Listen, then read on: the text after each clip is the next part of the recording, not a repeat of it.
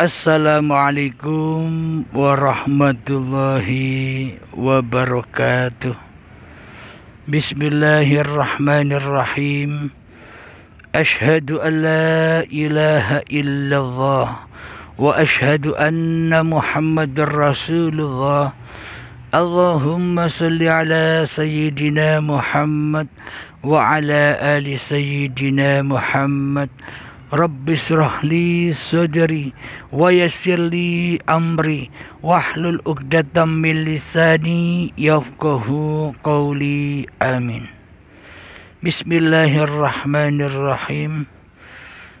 Salam santunku buat para sahabat tercinta dimanapun Anda berada, baik yang ada di luar negeri dan yang ada di dalam negeri sendiri. Semoga kita semua senantiasa di dalam kebahagiaan. Amin ya rabbal alamin.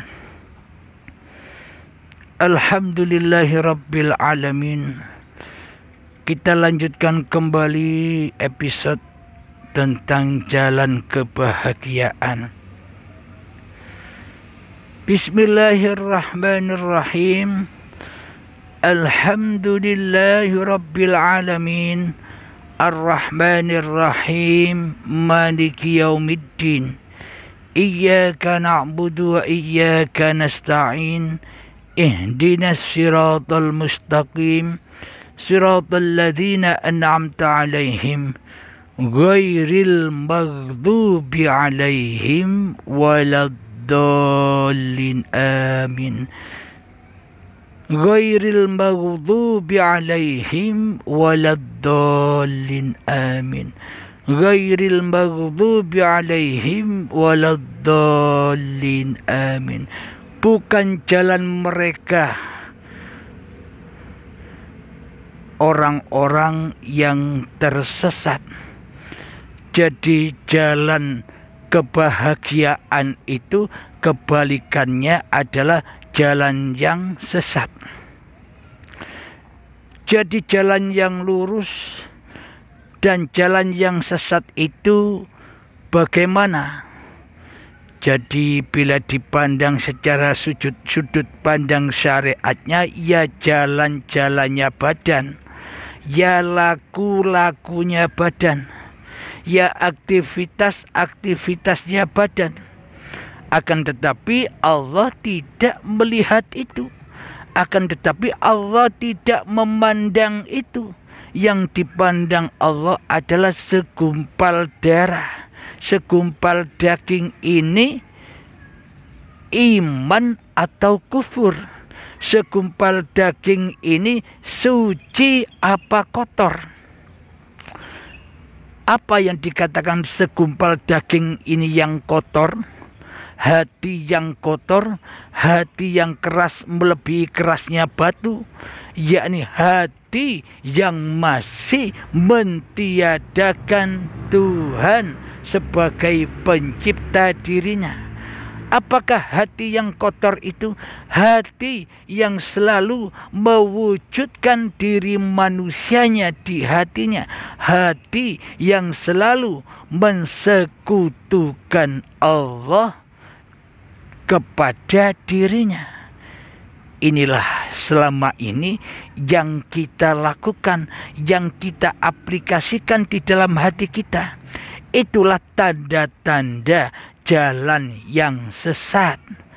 Tidak lurus jalannya kepada Allah, akan tapi jalan lurusnya kepada hawa nafsunya. Seluruh amaliyahnya, seluruh sholatnya, seluruh kebaikannya, seluruh kedermawanannya kembali pulang menjadi kebanggaan di dalam hawa nafsunya, menjadi kehormatan di dalam hawa nafsunya, menjadi kemuliaan di dalam hawa nafsunya. Inilah jalan yang sesat itu. Tidak akan pernah lurus jalannya, tidak akan pernah selamat jalannya menuju Allah.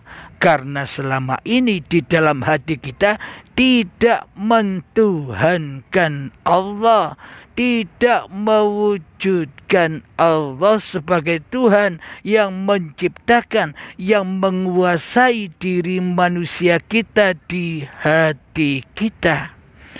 Jadi semua perjalanannya pasti tersesat dari jalan Islam, dari jalan keselamatan. Bila diukur dengan babagan syariat, ini tak terlihat. Seolah-olah jalan yang lurus itu hanyalah orang-orang yang ahli ibadah secara syariat. Seolah-olah jalan yang lurus itu bagi orang-orang yang ahli sholat 5 waktu tiap hari. Seolah-olah jalan yang lurus itu hanyalah untuk bagi orang yang ahli sholat tahajud. Seolah-olah jalan yang lurus itu hanyalah bagi orang-orang yang sholat duha.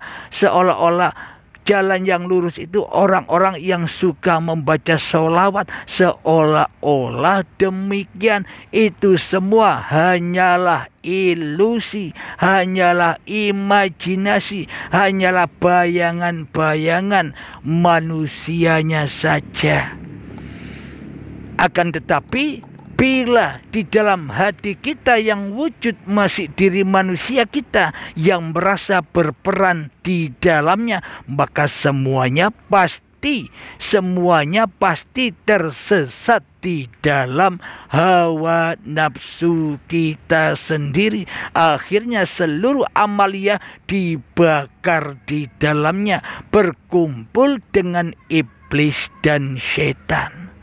Yakni teraku-akuinya seluruh amal dan ibadah itu sebagai milik manusianya. Bagaimana mungkin manusia bisa menerima pahala sementara seluruh ibadah dan sholatnya hanyalah menyembah untuk hawa nafsunya sendiri.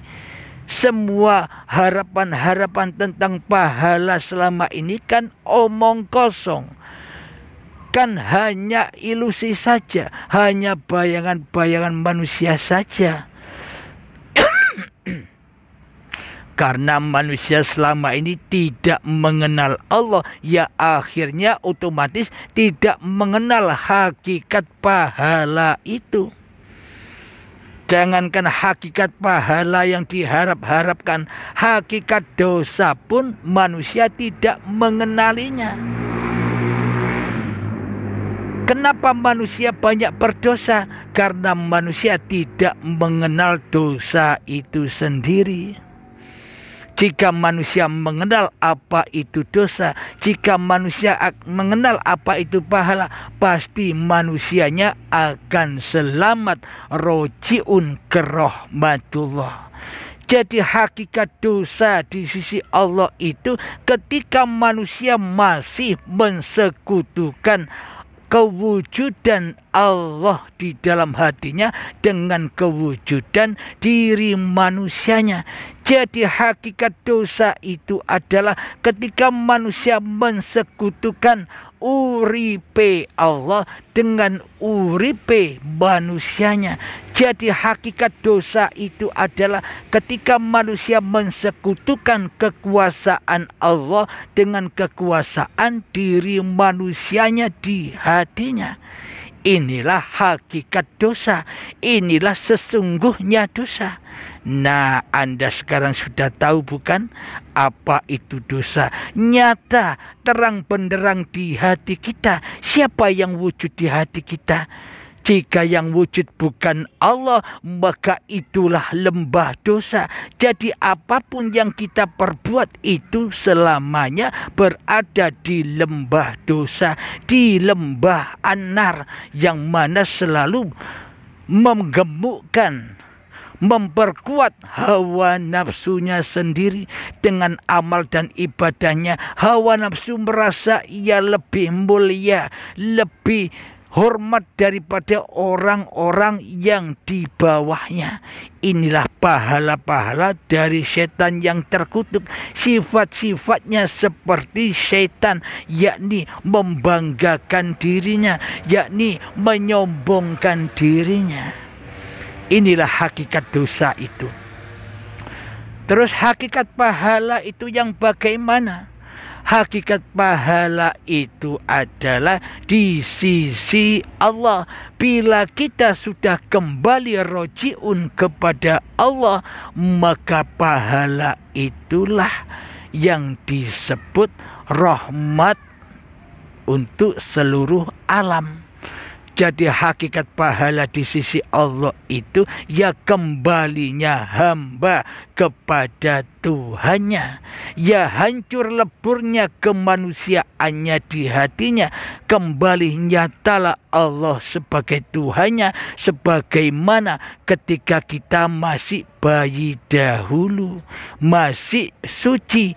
Kullu mauludin yuladu alal fitrah. Seluruh bayi yang terlahir ke dunia ini dalam keadaan suci bersih. Kenapa kok dikatakan suci bersih? Karena diri kita tidak ada di dalamnya, karena diri kita goib di dalamnya, karena diri kita tidak nyata di dalamnya saat kita bayi.